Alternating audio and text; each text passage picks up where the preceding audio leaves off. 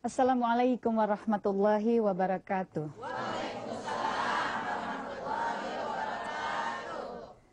Sepeninggal Rasulullah Shallallahu Alaihi Wasallam, kaum muslimin dipimpin oleh Khulafaur Rasyidin. Khalifah kita yang kedua, Khalifah Umar bin Khattab. Beliau berperan sangat signifikan terhadap perkembangan peradaban Islam. Pada masa kepemimpinan beliau, Islam berkembang dengan sangat luar biasa. Tapi masihkah kita ingat bagaimana sesungguhnya keadaan Khalifah Umar bin Khattab sebelum beliau masuk Islam? Beliau adalah seseorang yang sangat bengis. Beliau kejam. Beliau seseorang yang ditakuti. Tidak hanya oleh kelompoknya tapi juga oleh kabilah-kabilah yang lain. Beliau sangat disegani, tapi beliau juga musuh Islam nomor satu. Beliau menantang pada Rasulullah Shallallahu Alaihi Wasallam. Beliau tidak mengakui Rasulullah sebagai Nabi Allah. Suatu ketika beliau mendengar adik perempuannya Fatimah bin Khattab dan suaminya ternyata sudah memeluk Islam. Maka dengan keadaan marah, dengan keadaan yang terkejut, membawa pedangnya, beliau berlari datang ke rumah adiknya. Dan ketika sampai di rumahnya, beliau mendengar mereka sedang membaca ayat suci Al-Quran. Betapa marah Sayyidina Umar. Didobrak pintunya. Apa yang terjadi saat itu? Adiknya dan adik iparnya dipukuli sampai berdarah-darah.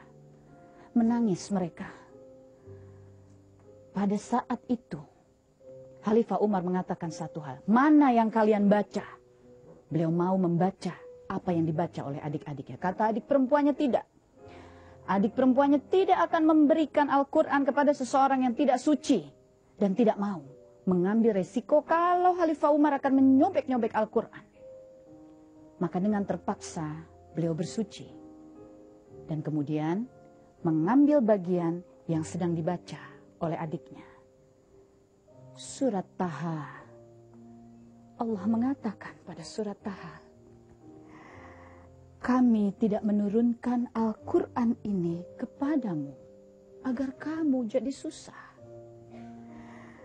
tetapi sebagai peringatan kepada orang yang takut kepada Allah, yaitu diturunkan dari Allah yang menciptakan bumi dan langit yang tinggi. Bergetar hati Khalifah Umar. Saat itu beliau mencari Rasulullah, berlari membawa pedangnya. Dan seketika menemui Rasulullah, para sahabat khawatir sekali akan sesuatu terjadi pada Rasulullah.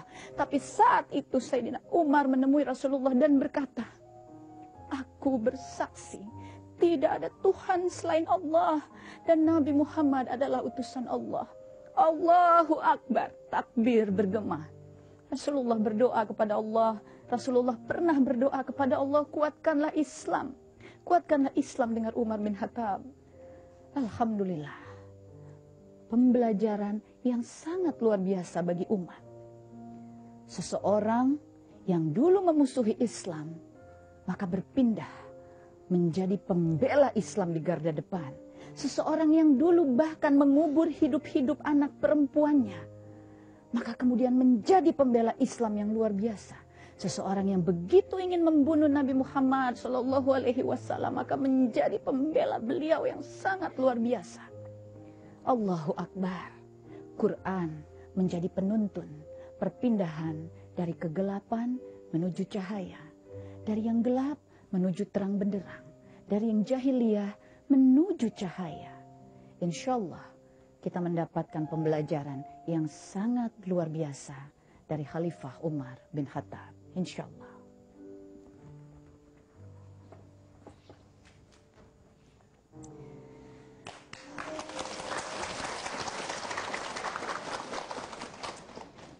Alhamdulillahirabbil alamin. Saya Peggy Melati Sukma, dan pada kesempatan kali ini saya akan menemani mukminin dan mukminat untuk menggali ilmu lebih dalam lagi dari para narasumber. Setelah tadi dari para ustadz-ustadz kita Masya Allah. yang canggih-canggih, Yang sono. Nah, siap. yang keren-keren. Kenapa Ustadz Felix kok tunjuk-tunjukkan sama yang sebelah sana? Jenggotnya lebih panjang. Oh begitu, Masya Allah. Iri-iri beliau. Jenggotnya lebih panjang. Apa Ustadz mau lebih panjang jilbabnya dari saya? Masya Allah. Nggak bisa Jangan. kan? Bahaya. Bahaya. Tadi cerita tentang Umar bin Khattab ya. Iya. Pertobatan sama seperti Mbak Peggy ya. Masya Allah ya. Masya Allah. Masya Allah. Tertunduk di hadapan Al-Quran. Iya. Masya Allah. Kita doanya Ustadz. Amin, amin. Insya Allah selalu didoakan. Sama-sama ya, mudah-mudahan ya saling mendoakan. Insya Allah. Silakan. Tadi Ustadz Felix cerita apa tentang Khalid bin Walid ya? Ya. Ini Masya Allah ya, dua-duanya menjadi pembelajaran besar nih bagi kita umat Islam ya, Insya Allah. Dan mukminin mukminat, kali ini juga ada seorang sahabat yang akan berbagi tentang perjalanannya sama. Yang pernah melewati masa kegelapan, kemudian sekarang Insya Allah mudah-mudahan kita doakan terus berada di cahaya yang terang benderang. Saya undang sahabat saya ya, ada Umi Pipik. Assalamualaikum. Waalaikumsalam warahmatullahi. Kok yang datang yang ini? Alhamdulillah.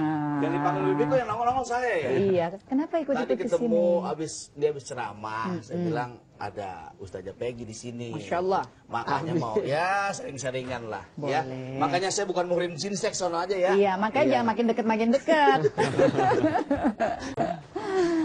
Assalamualaikum warahmatullahi wabarakatuh. Sehat Umi? Masya Allah, Ustazah Pipik. Sehat. Saya nggak mau dipanggil Ustazah. Umi, ini juga teteh. Oh, iya, Teteh aja teteh cukup ya. Umi, kita lagi cerita ini kepada mukminin mukminat. Ini ada bunda-bunda kita semua di sini ya. Senang bunda ketemu Umi ya? Alhamdulillah, doain Umi ya. Selalu didoakan kuat, sehat. Kalau berat dikuatkan, kalau mudah dijaga dari segala ria, takabur dan lain sebagainya. Insya Allah ya. Amin ya Rabbal Alamin. Umi, kita lagi cerita ini tentang berpindah dari kegelapan menuju cahaya yang terang benderang gitu ya. Kalau kita lihat Umi Pipik sekarang, alhamdulillah kita udah langsung tahunya Umi Pipik ya, istri almarhum Uje, sekarang dakwah. Tapi mungkin kita mesti diingatkan ini, dulu ini Umi Pipik ini model ya. Umi Pipik ini pernah punya masa di mana Umi Pipik dulu nyebutnya apa Umi? Gaul, heboh gitu ya. Gaul di zaman saya. Iya. Cerita sedikit Umi. Pada masa itu apa yang Umi rasakan, lalu apa yang kemudian mendorong Umi untuk sedikit demi sedikit berpindah, dan apa yang membuat Umi mampu menjaga keistiqomahan itu? Sebenarnya sebelum jadi, kalau model kan tahun 96 saya di majalah Aneka. Tapi sebelum saya jadi model, saya dari kecil itu sudah memberanikan diri mengatakan bahwa Allah nggak adil sama saya. Dari kecil? Ada peristiwa apa yang membuat Umi bisa mengatakan itu? Dari umur 12 tahun, umur 12 tahun, ibu saya meninggal saat saya tidur di pangkuannya. Dan itu usia di mana seorang anak sangat membutuhkan kehadiran ibu. 12 tahun, waktu itu saya mau masuk SMP kelas 1 lah. Dan saya sekarang merasakan anak saya umur 12 tahun, ayahnya meninggal. Pas persis. Jadi saat Allah mengambil ibu saya masih tidur di pangkuannya. Terus karena serangan jantung. Yang akhirnya saya di situ jadi anak yang luar biasa. Yang Apa nakal makna luar biasanya itu? Maksudnya ya Luar biasa the bandel. over. Terus yang setiap kali di mall gitu ngelihat seorang ibu jalan sama anaknya, saya pulang nangis-nangis, saya banting semuanya, saya mengatakan Allah nggak adil sama saya. Saya masih butuh perhatian, masih butuh kasih sayang. Lalu saya hanya dididik sama ayah saya yang di situ saya dihajar dijadiin anak yang dengan didikan yang kuat gitu. Yang keras gitu Sampai ya. SMP saya sudah jualan kerupuk gitu ya, saya titipkan ke warung-warung. SMA saya udah jadi penyanyi kafe. Saya nggak malu mengakui itu, saya menyanyi dari kafe ke kafe dan dianterin ayah saya naik motor. Masih ditungguin, pulang cuma bawa 200.000, 300.000, saya pulang hanya buat biaya sekolah saya. Yang akhirnya teman-teman saya iseng kirimin foto saya ke majalah yang tanpa sepengetahuan saya, yang akhirnya diterimalah saya di situ, dan di situ saya hijrah. Saya ke Jakarta dan modal nekat, nggak hanya ada kakak, nggak punya teman siapapun di situ. Dan di situ yang akhirnya perubahan hidup itu saya udah alami semuanya. Pada saat Umi, jadi waktu itu Umi tinggal di daerah ya, di Semarang. Kemudian masuk jadi finalis sebuah model majalah remaja, terus pindah ke Jakarta. Saat itu terasa nggak perubahan lingkungan dan pergaulan? Padahal kan waktu di Semarang juga udah jadi penyanyi kafe gitu. Waktu ke kota besar ada sesuatu yang lebih berbeda dari yang dirasakan. Nakalnya tetap ya. Bakat jangan nakal itu. Nakal itu bakat ya bahasanya. Stat, jangan ketawa-ketawa, Stat. Komentar. Nakal itu ada nggak yang bakat? Ada. Contohnya kayak Mas Topik ini. Gitu ya. Saya kalau basic sih sama. Iya. Umi Pipi kan model. Iya. Saya juga kan jebolan majalah Aneka, Bu. Siapa? Aneka tanaman. Saya Umi Pipik aneka saya juga loh. Iya. Ini Ini aneka siapa? tanaman. Saya Aneka kue kering. Nathan Gempur. Pantas nggak pernah ketemu orang itu. Jadi saya pikir sewaktu saya hijrah di Jakarta, lalu saya coba menjalani hidup gitu ya, yang jatuh bangun akhirnya saya sudah merasakan semuanya gitu. Ya. Sama lah gitu ya, kalau ngelihat pergaulannya dulu di Semarang juga saya udah saya dulu pelajaran yang paling saya benci itu agama. Kenapa? Karena buat saya umur 12 tahun saat saya Oh, karena ada perasaan Allah itu Allah tidak nggak adil adil dalam diri sehingga kalau saya. pelajaran agama pun Umi nggak suka. nggak suka. Karena Jadi saya- nggak suka pelajaran agama, protes sama Allah. sampai saat itu bandel kalau gitu ya. kalau guru agamanya datang lagi nulis gitu, saya lempar pakai kapur. Pokoknya nakal banget deh, Bu. Baik Umi, nanti cerita lagi sama kita ya. Karena dari kenakalan-kenakalan yang Umi Pipik sebutkan itu, kemudian tentu ada masa di mana seorang Umi Pipik kemudian berpindah dan justru hari ini menjadi salah satu prajurit Allah, mudah-mudahan ya. Amin ya Amin. rabbal alamin ya. Sejauh. Proses itu yang mungkin nanti kita ingin dengar ya Umi ya. Mukminin mukminat, jangan kemana-mana karena saya masih akan kembali ke hadapan pemirsa semua bersama Umi Pipik. Inspirasi iman menuju istiqomah. Twitternya Inspirasi Iman ini ada dari Rat bin Abdullah @reski_NA. Kalimat inspirasinya sudah kami pilih, saya bacakan ya. Lakukan semuanya karena taat, bukan karena ingin dilihat, agar senantiasa tercurah rahmat, bukannya laknat. Wah, saingan Ustadz Felix ini. Ustadz Felix ada saingan. Iya. Ya. Jangan lupa. Carilah rahmat, jangan laknat. Jangan dilihat tapi taat. Supaya besok-besok bisa tapi taat. Supaya besok-besok bisa selamat. Amin. Tuh, dipancing sedikit aja langsung keluar Ustadz Felix ini ya. Terima kasih untuk Rat bin Abdullah. Mudah-mudahan ini jadi pembelajaran. Setiap hal pembelajaran untuk kita. Umi, lanjut lagi nih. Mukminin mukminat, kita dengarkan kisah selanjutnya. Tadi Umi sudah cerita bahwa Umi usia 12 ditinggal wafat oleh ibunda. Kemudian Umi protes sama Allah. Kemudian Umi jadi marah sama Allah sampai nggak senang pelajaran agama. Umi jadi penyanyi di kafe juga. Umi pindah ke Jakarta jadi model. Pergaulan seperti apa yang Umi jalani, dan kemudian apa prosesnya ketika Umi memutuskan untuk pindah ke jalan Allah? Sampai waktu saya ketemu sama almarhum, beliau juga belum jadi ustadz, jadi kita sama-sama emang proses dari nol, bahwa pengen menjadi sesuatu yang lebih baik, yang akhirnya dengan segala macam ujian, saya menarik garis panjang dalam kehidupan saya bahwa teman sejati saya bukan ibu saya, bukan suami saya diambil, bukan ayah saya, gak lama pun juga ayah saya diambil, yang dia mendidik saya menjadi orang kuat. Jangan kamu hidup dari belas kasihan orang lain. Itu yang saya rasakan, didikan ayah saya. Akhirnya sampai harta saya pun juga, dan Ngalamin memang musibah kita ya? nggak punya hak apapun. Hak kita adalah bahwa kita mempunyai hak sendiri, kita pulang membawa kendaraan kita masing-masing di hadapan Allah nanti. Dan akhirnya saya di situ merasa bahwa Allah ini maha pencemburu. Ya. Karena saya terlalu berlebihan mencintai ibu saya, mungkin mencintai suami saya, mencintai ayah saya, harta saya sekalipun, yang akhirnya semua diambil sama Allah. Dan kemudian kita menjadi teringat bahwa Allah berfirman dalam salah satu surahnya At-Taubah ayat 24 mengatakan bahwa janganlah bapakmu, ibumu, anakmu, keluargamu, saudaramu, harta kekayaanmu, perdagangan yang kau khawatirkan, rumah tempat tinggal yang kau sukai lebih engkau cintai daripada Allah dan Rasulnya, dan berjihad di jalan Allah, maka kata Allah, tunggu sampai ketentuanku tiba. Ya. Karena saat itu saya yakin bahwa firman Allah kan, perbaiki saja urusan akhiratmu, aku akan memperbaiki urusan duniamu, dan itu saya yakin banget. Tapi saya tetap ingin menjadi diri saya sendiri.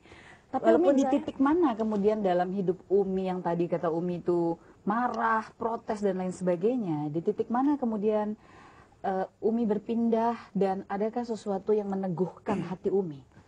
Islam adalah jalanku. Saat saya bertemu dengan Uje yang belum menjadi seorang ustadz, tapi di situ kan sudah tahu mungkin semua beliau pecandu narkoba yang Masa lalu beliau ya. masa lalu, dan akhirnya saya menjalani menikah di usia muda yang ya udah kita sama-sama pengen baik di hadapan Allah yang. Jadi waktu menikah dengan almarhum itu memang dalam kondisi juga almarhum masih pecandu dan lain sebagainya, dan belum punya kerjaan apa-apa lagi. Terus akhirnya tapi saya yakin bahwa walaupun di luar teman-teman saya terus jadi kompor gitu ya, yang tapi akhirnya saya yakin bahwa la yukallifullahu nafsan illa wus'aha. Allah tidak akan memberikan ujian di luar batas kemampuan hambanya, dan saya yakin bahwa ini ujian ini karena Allah sayang, yang akhirnya saya temenin beliau, dan di situ perubahan saya yang luar biasa. Yang Umi pun menjadi terbawa di dalam proses perubahan yang bersama-sama itu. ya, dan sampai sekarang akhirnya walaupun saya orang melihat saya istri seorang ustadz, tapi saya hanya ingin menjadi diri saya sendiri. Walaupun orang-orang mungkin ada sebagian orang yang mengatakan gitu ya, jadilah kamu istri seorang ustadz saja yang tapi ya ini diri saya gitu, yang ya saya hanya kepingin, saya nggak mau yang akhirnya sok jaim sok ini, tapi saya ingin berbagi. Kenapa saya nggak pernah mau dipanggil ustazah, karena dengan kebodohan diri saya, dengan saya mungkin jauh dari solehah gitu, ini hanya casing saja, tapi saya hanya ingin menyemangati semua perempuan bahwa saat diberikan ujian gitu, bahwa itulah cara Allah sayang sama kita, itulah cara Allah. Apa tantangan terberat ketika Umi memutuskan untuk memberikan diri Umi kembali kepada Allah? Karena sebelumnya kan protes sama Allah ya, banyak protes, banyak marah. Apa tantangan terberatnya itu? Kan itu harus berdamai lagi. Ya. Apa yang mendorong Umi bisa jadi saat seperti saya itu? kehilangan suami saya kehilangan sosok beliau yang ternyata memang benar bahwa kematian itu Adalah benar ya? adalah benar. Bukan kematian, bukan milik orang sakit, bukan milik nenek-nenek. Maaf yang ada yang nenek-nenek di sini. Kematian bukan milik nenek-nenek, bukan milik orang sakit. Orang sehat juga mati. Suami saya sehat kok, nggak sakit apapun. Saya siang masih sholat berjamaah sama beliau, masih ngobrol segala macam gitu. Terus yang akhirnya malam, takdir itu dengan cepat sekali diputar sama Allah, yang saya blank saat itu. Saya mengatakan kembali saat saya datang ke rumah sakit, saya melihat suami saya sudah tertutup. Di situ saya kembali diingatkan 12 tahun yang lalu bahwa Allah nggak adil lagi nih sama saya. Saya sempat mengatakan itu, dan di pikiran saya hanya terus bertanya, kenapa ada apa. Saya tidak mau menyebut nama Allah lagi, nggak mau istighfar lagi, sampai akhirnya semua orang datang, dikubur, lalu tahlilan saya jalanin itu, saya hanya terus berdiam, kalau perlu mati juga saya sekalian di situ. Pada saat itu itu pikirannya seperti itu. Ya, sampai akhirnya saya dapat teguran dari anak saya, Adiba, yang nomor 1, saat saya nggak mau makan. Dia datang, dia suapin saya tetap nggak mau makan, lalu dia bisikin ke telinga saya, emang kalau Umi seperti ini terus bisa bikin Abi hidup lagi? Di situ kepala saya seperti dijedokin ke tembok, jeder, kamu lihat anak kamu aja bisa, harusnya dia yang menangis meraung-raung, waktunya dihabiskan di pesantren, 2 minggu sekali baru pulang. Kadang ketemu ayahnya, kadang nggak. Di situ saya zolim, Allah maha cemburu sama saya. Ini suami saya besok siapa lagi yang diambil, saya nggak pernah tahu. Yang akhirnya saya bangkit, saya ambil wudhu, saya sholat, saya menangis, saya istighfar. Di situ, ya Allah ampuni saya. Alhamdulillah. Ampuni saya, Engkau maha pencemburu, saya zolim. Ya sudah, karena di situ baru petunjuk banyak datang sekali bahwa perbaiki saja urusan akhiratmu, aku akan memperbaiki urusan duniamu. Karena ujian kamu tidak akan pernah berhenti di sini. Masya Allah. Terus, dan saya meyakini bahwa sebuah besi menjadi pagar, menjadi pisau, pasti nggak langsung jadi pagar, jadi langsung besi, jadi pisau, tapi ditempa dulu sama Allah, dibakar, diasah, dibentuk, yang akhirnya jadi pagar, bisa melindungi rumah kita, jadi pisau bisa bermanfaatnya itulah. Alhamdulillah wa syukurillah. Kita kirim doa terus ya untuk Umi Pipik ya. Masya Allah, dari perjalanan hidupnya yang begitu panjang, kita melihat Umi Pipik menjadi istri dari almarhum, tapi ternyata titik balik yang paling utamanya adalah justru ketika kehilangan almarhum ya. Dari sebegitu panjang perjalanan hidupnya, Masya Allah, mudah-mudahan diistiqomahkan terus oleh Allah ya, diberi kekuatan ya Umi. Terima kasih sudah berbagi di sini. Ustadz, ada yang mau disampaikan? Mau dibakar aja nih. Oh saya dari menyimaki. Saya terkesima. Kita menyimak semua ya, Masya Allah. Saya ada satu kalimat inspirasi. Ya mungkin buat saya juga sih. Jadi orang baik harus, tapi jangan pernah merasa lebih baik dari orang lain. Jadilah orang yang pintar merasa. Kalau pintar merasa, dia akan mempunyai sisi yang peka. Dia akan kasih sayang sama orang lain, akan mencintai. Yang keluar dari mulutnya bukan menjudge orang lain, apalagi selalu mengkoreksi orang lain. Tapi jadilah orang yang pintar merasa, bukan merasa pintar. Alhamdulillah, syukurillah. Baiklah mukminin mukminat, kita mendapat pembelajaran yang luar biasa tentang kematian. Tentu kita ingat surah Al-Jumuah juga mengatakan bahwa kemanapun kalian bersembunyi, sesungguhnya kematian selalu mengejar kalian, ya. Dan soal tadi Umi Pipik mengingatkan pintar merasa, jangan merasa pintar, sebab kita semua adalah hamba Allah. Quran banyak sekali menjelaskan tentang bahwa Allah adalah pencipta, kita hanya ciptaan, Allah adalah pemilik, kita hanyalah milik. Sehingga kita selalu diminta untuk menghamba kepada Allah, bukan apa-apa. Sebab jika kita merasa kita hamba, maka yang lain juga adalah hamba Allah. Maka kita sesama hamba Allah, saling mengasihi, saling mengingatkan, saling berbagi. Insya Allah, mudah-mudahan kita menjadi kuat dalam ukhuwah, ya, belajar juga dari Umi Pipik. Sekarang saya punya seorang teman yang juga akan menutup sesi perbincangan ini dengan sebuah lagu. Mudah-mudahan lagu itu juga menjadi pengingat kita kepada Allah. Sarana apapun kita gunakan hanya untuk mengingat Allah Ta'ala.